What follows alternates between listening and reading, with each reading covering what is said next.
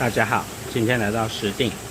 这里有石碇马告香肠，经过这里一定要停下来吃，不吃你会后悔的。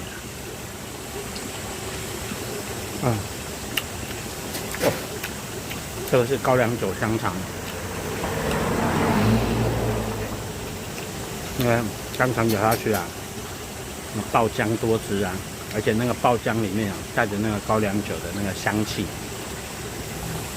真是它把两种台湾最美味的食物结合在一起，变成另一种美味。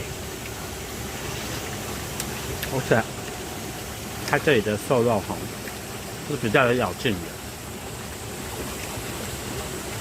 有些地方的香肠它比较烂烂的，超好吃的。